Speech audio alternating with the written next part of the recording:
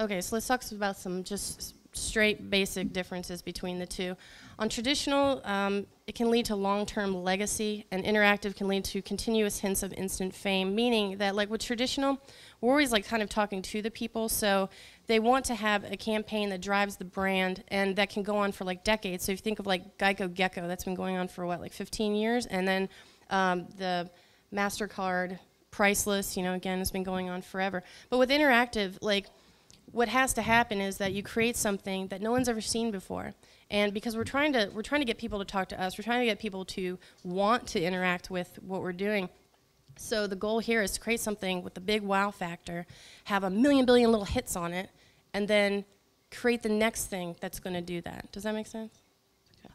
Traditional copy decks, when you're going to do presentations, are usually 20 pages or less, because you think about it, when you're actually presenting to the client, you're having 5 TV spots, 4 print, 3 radio.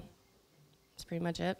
Interactive copy decks and the presentations can exceed 250 pages, because if we're building a massive site, like what we did for Motorola, you have to design page by page by page by page. And that even means like if you just have you're linking off into some sort of subgroup. Like, I just want to go to the phones page. Well, not only do you have to do the main page, you have to show them, what does it look like when I go to the phones page? What does it look like when the phones page links over to the online experience page? What happens if you go over to purchase? Like, so you have to show all that work.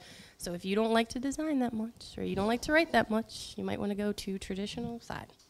Okay, so either one, either interactive or traditional, you're always going to have to work with the other agency. So like currently right now I work on Motorola and I handle all of their online stuff, but I have to work with Ogilvy on their traditional side to be able to take their traditional stuff and make it into an interactive experience, or vice versa.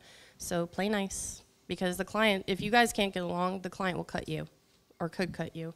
So it's better not to take that chance. With traditional, your specialty is your hat. So when I was on traditional, I was a writer. That was it. Interactive is a whole new ballgame. This year alone, I was a writer. I was an art director, a print producer, a broadcast producer, an IA, a prop builder, a director, a casting agent, a VO talent, an actor, and a production assistant. So it's like you have to multitask when you're doing interactive, because just the resources aren't there.